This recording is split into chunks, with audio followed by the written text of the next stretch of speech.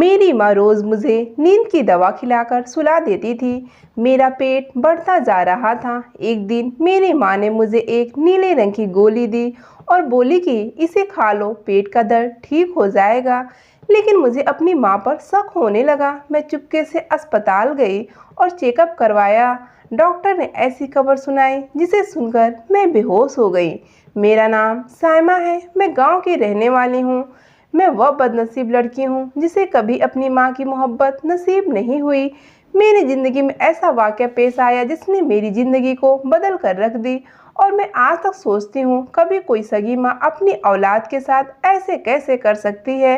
अक्सर मेरी मम्मी की तबीयत बिगड़ जाती, वो घर की चीज़ें तोड़ दिया करती थी।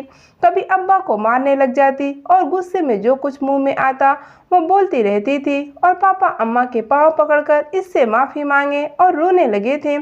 पापा कहने लगे, कितने साल हो गए, हमारी बेटी जवान हो गई, मेरे गुनाह की सज़ा मेरी बेटी को मत दो। अम्मा कहती है कि तुम्हारी भूल है, मैं किसी को भी नहीं छोड़ूंगी। ना जाने ऐसी कौन सी बात है जो मम्मी और पापा अब वो मुझसे छुपा रहे थे। मम्मी भी जवान थी। मेरी स्कूल की सहेलियाँ मेरी मम्मी को जब देखती मुझे कहती कि तुम्हारी मम्मी तो तुम्हारी बहन लगती हैं। जब से होश संभाला था, मम्मी को ऐसे अकेले खुद से लड़ते हुए और खुद को नुकसान पहुंचाते ही देखा था।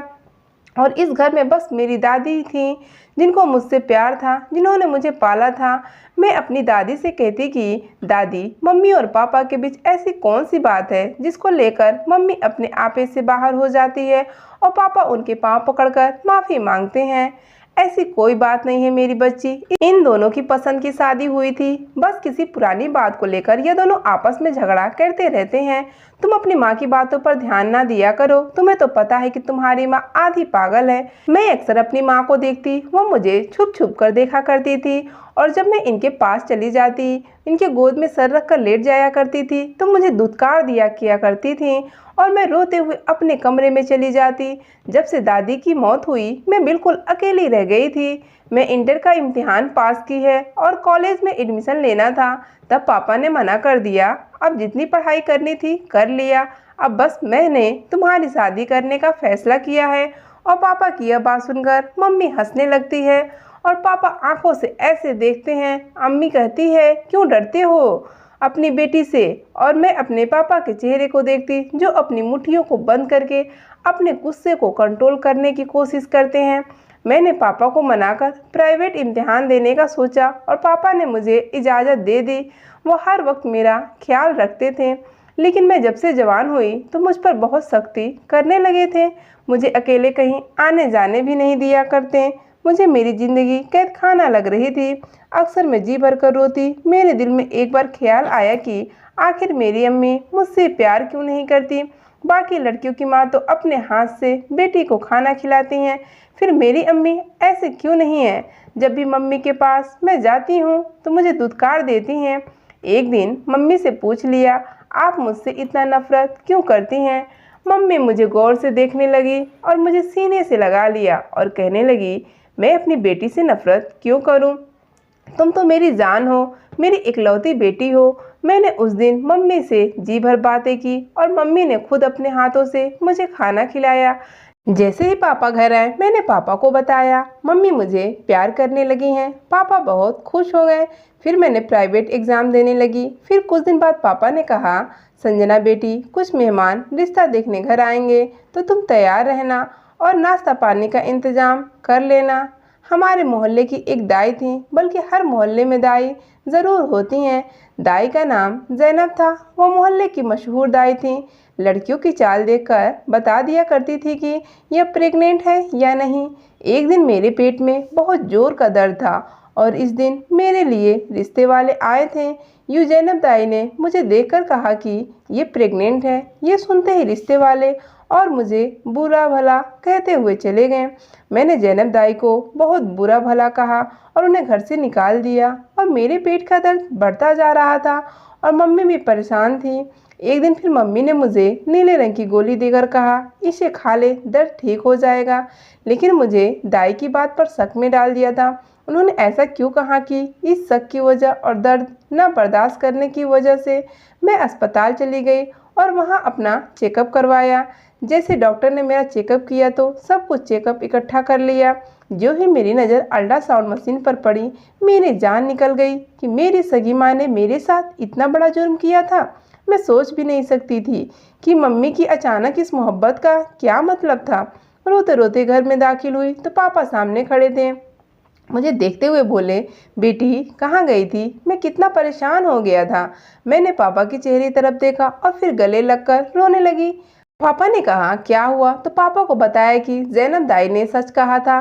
पापा लड़खड़ाकर जमीन पर गिर गए और उन्होंने कहा, ऐसा नहीं हो सकता, और भागते हुए कमरे में गए जहां मम्मी बैठे अपने बाल बना रही थी।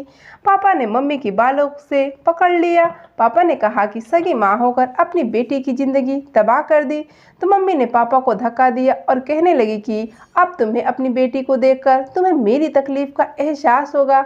अब तुम्हें पता चलेगा कि शरीफ इंसान की बेटी से बगैर शादी प्रेग्नेंट होती है तो उस पर क्या गुजरती है। अब तुम्हें मेरे माँ बाप का एहसास होगा। पापा अचानक अपने दिल पर हाथ रखा और वह बेहोश हो गए। अस्पताल लेकर पहुंचे तो डॉक्टर ने कहा कि इनको हार्ट अटैक आया है और सॉरी, हम इन्हें बचा नहीं सके। मुझे यकीन नहीं आ रहा था। मुझे ऐसा लग रहा था सब सपना है, लेकिन हकीकत कहाँ सपना होता है। पापा के मरने का मम्मी को रत्ती भर का गम नहीं था। मम्मी के आंख से एक बूंद आंसू नहीं था। पापा से न जाने इतनी नफरत क्यों करती थी। फिर पापा का अंतिम संस्कार कर दिया गया। मेरी वजह से मेरा बाप मर गया। काश मैं घर आकर कुछ भी ना बताती। मैं रो रही थी और मेरी माँ श्रृंगार कर रही थी। मैंने उनके हाथ से शीशा लेकर दीवार से मार दिया। मैंने कहा, आप माँ कहने के काबिल भी नहीं हैं। मेरे बाप को मरे 2 दिन भी नहीं हुए और आप इनके मर जाने की खुशी में श्रृंगार कर रही हैं। आखिर इतनी नफरत क्यों है? आखिर ऐसी क्या बात है जिसकी सजा आपने मुझसे दी? मेरी ज़िंदगी बर्बाद कर दी। मैंने तो आपकी कोख से जन्म लिया था। आप मेरी माँ थीं, फिर आप ऐसे क्यों निकली? मैं अपने चेहरे को हाथों में छुपाए रोने लगी थी और वो आकर मुझे कहने लगी थी और मुंह पे हाथ रखकर हंस रही थी। मुझसे कहने लगी, जिसका गुनाह है उसी से तुम शादी कर लो, बहुत खुश रहोगी। मुझे देखो मैं कितनी खुश हूँ। मैं मम्मी को हैरानी के साथ देखने लगी। मैंने कहा, मम्मी ऐसा क्या हुआ था जो आप मुझसे ऐसे बात कर रही हैं? क्या आप मेरी सगी माँ हैं या मुझे कहीं से उठाया था? मुझे अपनी माँ की दिमागी फितूर से शक हो रहा था। वो मेरे पास नीचे ज़मीन पर बैठी और कहने लगी कि तुम्हें अपने बाप से बहुत मोहब्बत है, अपनी माँ से इतनी मोहब्बत क्यों नहीं है? मैंने कहा, मुझे आप दोनों से मोहब्बत है। आपने मेरे साथ ऐसा क्यों किया था? आखिर मेरा कसूर क्या था? क्यों आपने मेरी ज़िंदगी बर्बाद कर दी? तब माँ ने कहा कि जानना चाहती हो तो सुनो, मुझे तुम्हारे वजूद से और तुम्हारे बाप से क्यों नफरत है। इसके बाद इस घर से, मेरी ज़िंदगी से तुम दफ़ा हो जाना, क्योंकि मुझे तुमसे इतनी नफरत है। कहीं ऐसा ना हो कि मैं तुम्हारी जान ले लूँ। मैं मम्मी को हैरानी से देख रही थी और खुद से सवाल कर रही थी, क्या यह मेरी सगी माँ है? मेरी माँ ने मुझे जो कुछ बताया, इसे सुनकर मुझे पर तो क़यामत टूट पड़ी थी। मेरी मम्मी ने अपनी ज़िंदगी के बारे में बताया कि मम्मी ने कहा कि वह 2 बहनें थीं। 5 साल बाद मेरे माँ बाप के घर औलाद हुई थी। वो दोनों खुशी से फूले नहीं समा रहे थे। इनके घर फिर से बेटी पैदा हुई। मेरी बहन मुझसे 5 साल छोटी थी। जब मैं पैदा हुई थी, ये चाहते थे कि उनकी और भी औलाद हो और मम्मी मुझसे कहती कि दुआ करो, भगवान बच्चों की दुआएं सुनता है। मैं मम्मी के कहने पर दुआ करती तो मेरी 5 साल बाद मेरी एक बहन दुनिया में आई। सब ने मुझे प्यार मोहब्बत देने के बजाय मेरी छोटी बहन को अधिक प्यार करने लगे। मुझे भी अपनी बहन से बहुत मोहब्बत थी, पर जब कोई चीज़ लाई जाती पापा उसे पकड़ा देते और मुझे कहते कि वो अभी छोटी है। वक्त गुजरता गया। घर में मुझे छोड़कर सबको छोटी बहन की फिक्र होती थी। सब उससे बहुत मोहब्बत करते थे। उसने खाना खाया या नहीं, सोई है या नहीं। एक दिन मैं मम्मी से कही, क्या मैं आपकी बेटी नहीं हूँ जो आप कभी मुझ पर ध्यान नहीं देती? आप सबको इसकी पसंद और नापसंद की फिक्र होती है, फिर मैं कहाँ हूँ? इससे अच्छा आप लोग मुझे पैदा नहीं करते। आपके लिए सब कुछ आपकी छोटी बेटी है। मैं तो दुआ करती हूँ कि मैं मर जाऊँ, फिर आप लोगों को एहसास होगा। और मैं वहाँ से रोते हुए घर से बाहर निकल गई। हमारे घर के पास एक घर हुआ करता था। इसका एक बेटा अनिल था। तब हम छोटे थे और मेरी इससे बहुत दोस्ती थी। मैं रोती रोती इसके पास चली गई। वो लड़का बहुत अच्छा था और वक्त गुजरने के साथ मुझे उससे मोहब्बत होने लगी। वो बाहर पढ़ने के लिए चला गया, मैं उसका इंतज़ार करने लगी। इसने स्कूल में जिस कॉलेज में पढ़ा, मैंने वहाँ पर पढ़ाई की। उसे जो रंग पसंद थी उसी रंग के कपड़े पहनने लगी, खुद को वैसा बना लिया जैसे इसको पसंद था। वो साल में कभी कभार मुझे फ़ोन कर लेता और उस दिन मेरी ज़िंदगी का सबसे बेहतरीन दिन था। घर पर मेरे रिश्ते की बात होने लगी तो मैंने साफ साफ कह दिया कि मुझे अभी शादी नहीं करनी, तो अपनी छोटी बेटी की कर दें या इसको घर में बिठा कर रखना है। पापा ने कहा, मैं देख रहा हूँ कि तुम नाफरमान होती जा रही हो। आलिया तुम्हारी छोटी बहन है, वह ज़रा नासमझ है, इसलिए हम इसकी बात सुनते हैं। तुम समझदार हो, पर मुझे लग रहा है कि तुम इतनी बड़ी हो जाने के बाद भी अभी तक नासमझ हो। और मैं पाँव पटकती हुई कमरे में आ गई। घर में बुआ की, दादी की, सबकी लाडली मेरी छोटी बहन थी, जबकि मैंने तो सुना था घर में सबसे बड़े बेटे को प्यार मोहब्बत ज़्यादा मिलते हैं। पर मेरे हिस्से में डांटी लिखी थी। सभी घर वाले मेरे पास होने पर खुश नहीं होते थे जितनी छोटी के पास होने पर होते थे। मैं क्लास में प्रथम आती, फिर भी मेरी कोई अहमियत नहीं थी। मुझे क्या चाहिए क्या नहीं, किस चीज़ में मेरी खुशियाँ, सब ने इस बात को छोड़ दिया था। मेरी छोटी बहन पास आई और कहने लगी, दीदी आपको क्या हो गया है? आप पहले तो ऐसे नहीं थी, या मुझसे कोई गलती हुई है, या आपको मेरी कोई बात बुरी लगी है? और मैं उसके चेहरे को देखने लगी। मुझे ऐसे देखते हुए आलिया बोली, दीदी क्या हुआ है, ऐसे क्यों देख रही हैं? तो मैंने कहा कि मुझे तुमसे नफरत है, बार बार मेरे सामने क्यों आती हो? मैं सोचती हूँ तुम्हें ऐसा क्या किया है जो तुम सबकी लाडली हो। तुम्हारी शक्ल तो बिल्कुल आम सी है, जबकि तुम मुझे देखो, तुमसे कहीं ज़्यादा पढ़ी लिखी हूँ और खूबसूरत हूँ। तुम मेरे मुकाबले में कुछ भी नहीं। तो इसके चेहरे पर हल्की सी मुस्कुराहट आई थी। मुझसे कहने लगी, दीदी आप मेरी बड़ी बहन है और बहनों में कोई मुकाबला नहीं होता, और ये सच है कि मैं आपके मुकाबले में कुछ भी नहीं हूँ। फिर मैं आपसे बहुत मोहब्बत करती हूँ। मेरा तो दिल हमेशा चाहता है आप मुझसे बातें करो और हम दोस्त बन जाएं और फिर इकट्ठे घूमें फिरें। मैं इसकी बात सुनकर मुस्कुराई और अपने कमरे का दरवाज़ा खोल दिया और उससे कहा कि अब दफ़ा हो जाओ, और वह अपने आंसू साफ करती अपने कमरे में चली। मैं जिस लड़के अनिल को पसंद करती थी उसका इंतजार करने लगी। सुबह शाम अनिल के घर जाती। मुझे बस इस लड़के अनिल का इंतजार था। किसी से पूछ भी नहीं सकती थी कि वह कब वापस आएगा। इसे 4 साल हो गए। अनिल के घर वाले मुझसे बहुत मोहब्बत करते थे। अनिल की माँ मेरी आंटी लगा करती थी और मैं अनिल के घर जाती थी और दीवारों पर लगी इसकी तस्वीरें देखा करती और वापस लौट आती। पर कभी उससे बात करने की या उसे फ़ोन करने की हिम्मत नहीं हुई थी। मम्मी पापा को मेरी शादी की फिक्र सताने लगी थी। मम्मी कहती कि लड़की को जितनी जल्दी शादी कर दे उतना ही अच्छा है, और मेरे पापा मेरे लिए रिश्ता देखा और बात पक्की कर दी। जब मुझे पता चला तो मैंने इन लोगों के सामने साफ साफ इनकार कर दिया और वो लोग शर्मिंदा होकर घर से चले गए। पापा मुझे डांटने लगे। मैंने पापा से कहा कि आपने हर बार मुझसे बातें सुनाई है, मुझे ऐसा नहीं करना, ऐसे रहना है, फला दोस्त से मिलना है और फला से दूर रहना है। यह सब पाबंदियाँ मेरे हिस्से में क्यों हैं? आपने छोटी बेटी को तो कभी रोक टोक नहीं की, उसे तो पूरी तरह से आज़ादी दी, फिर मुझे क्यों रोक टोक? पापा ने कहा, तुम ऐसी क्यों हो गई हो, इतनी कड़वाहट क्यों भरी हुई है? और मैं उनके बात को नज़रअंदाज करके कमरे में चली गई। और कुछ दिनों बाद अनिल वापस आ गया, जिसे मैं पसंद करती थी, और वो मुझे पसंद करता है या नहीं यह मुझे मालूम नहीं हो सका, पर मेरा दिल कहता था कि वो मुझसे मोहब्बत करता है, मेरा इतना ख्याल रखता है। और कुछ दिनों बाद इसके माँ बाप हमारे घर आए।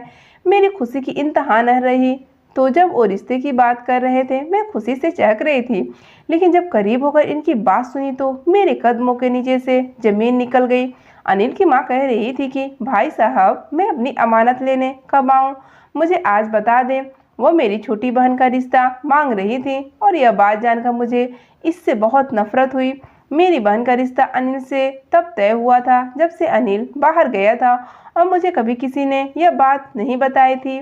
अनिल को मेरी बहन पसंद थी। मैं रोते हुए अनिल के पास गई, उससे कहा कि तुम्हें जो चीज़ पसंद थी मेरी भी वह पसंद बन गई थी।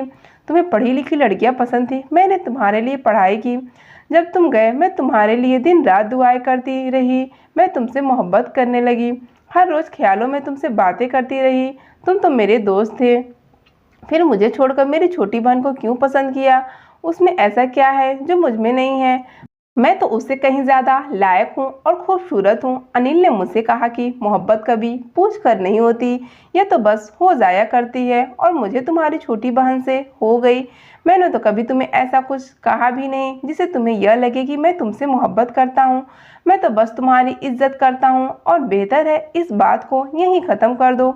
मैं आलिया से बहुत मोहब्बत करता हूँ, पर फिर इसके बाद मुझे अपनी बहन से बहुत नफरत होने लगी। मैं पागलों की तरह रो रही थी। जब क्लासमेट्स आया वह कभी मुझे पसंद किया करता था। इस दिन वो अनिल से मिलने आया था और मुझे गेट के बाहर मिल गया, इसलिए मुझे रोक लिया। कहने लगा कि रो क्यों रही हो। मैं ना चाहते हुए भी इसे सब कुछ बताने लगी तो इसने कहा कि फिक्र मत करो, मैं तुम्हारा साथ दूंगा। जब घर गई तो देखा सब बहुत खुश थे। मेरी छोटी बहन आलिया पापा के पास बैठकर उनसे बातें कर रही थी। पापा ने मुझे आवाज़ दी पर मैं उनको नफरत भरी निगाह से देखते हुए वहां से चली गई। रात को माँ मेरे पास आई, कहने लगी तुम्हें क्या हो गया है। मैंने कहा मम्मी बस करें, हाथ जोड़ती हूँ, आप लोग मेरी ज़िंदगी को बख्श दें। आप लोगों ने पैदा करके जो एहसान किए हैं वह बहुत है। मुझे ठुकराने जाने की तकलीफ सुकून नहीं दे रही थी। मेरी मम्मी ने कहा कि रो क्यों रही हो, क्या हुआ है। तो मैंने कहा कि पहले अनिल मुझे पसंद करता था, मुझसे मोहब्बत करता था, इसलिए मुझे वादा किया था वह हमसे शादी करेगा। मैंने 4 साल उसका इंतज़ार किया मगर वह मुकर गया। उन्होंने मुझसे कहा कि तुम यह क्या कह रही हो, अनिल ने तुमसे ऐसा कहा। वह मेरी तरफ हैरानी से देख रही थी और मैं यह नहीं जानती थी कि मेरी बहन आलिया दरवाजे पर सब कुछ सुन चुकी थी और अगले ही दिन से इसने शादी से खुद इनकार कर दिया और मुझे बहुत खुशी हुई थी। जब अनिल घर आया पापा से बात करने के लिए तो पापा ने कहा खुद आलिया ने इस रिश्ते से इनकार किया है और तुम जानते हो कि जैसी इसकी हालत है मैं इस पर जोर जबरदस्ती नहीं कर सकता। अगर इसे जरा सा भी टेंशन हुई तो मुझे डर है कि मेरी बच्ची को कुछ हो न जाए। तो तुम तो जानते हो सब कुछ। इसके बाद अनिल वहाँ से चला गया। उसके बाद मेरा रिश्ता अनिल से तय हो गया। मैं अपनी मोहब्बत पाने जा रही थी लेकिन घर में मेरे अलावा कोई खुश ना था।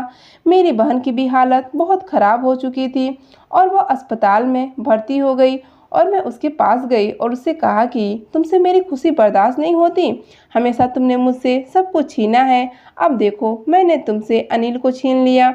अनिल सिर्फ मेरा है, तुम्हारा कभी नहीं हो सकता। तो इसका सांस तेज होने लगा, इसकी रंगत नीली पड़ रही थी। मैंने वहाँ के डॉक्टर को बुलाया पर कुछ देर में उसकी मौत हो गई।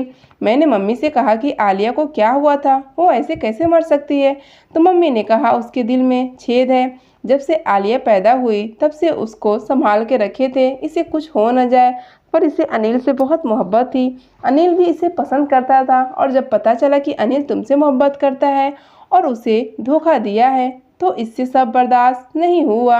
मैं इससे कहती रही कि तुम परेशान ना हो, पर इसने खुद जीना छोड़ दिया और आज अपनी माँ को हमेशा के लिए छोड़कर चली गई। मैंने मम्मी से कहा कि मुझे पहले क्यों नहीं बताया था। मम्मी ने कहा कि सब कुछ तुम्हारे सामने था, तुम अपने नशे में थी, तुम्हें कुछ भी नज़र नहीं आ सका। मैंने अपनी बहन के कमरे में जाकर पहली बार इसको पुकार रही थी, इससे बात करने का दिल किया था। मैं फूट फूट कर रो रही थी पर वह कहीं भी नहीं थी। इसके जाने के बाद अनिल ने शादी से इनकार कर दिया। वह कहता है कि तुम्हारी वजह से आलिया की मौत हुई और इसकी मौत के बाद मैं बिल्कुल बदल चुकी थी।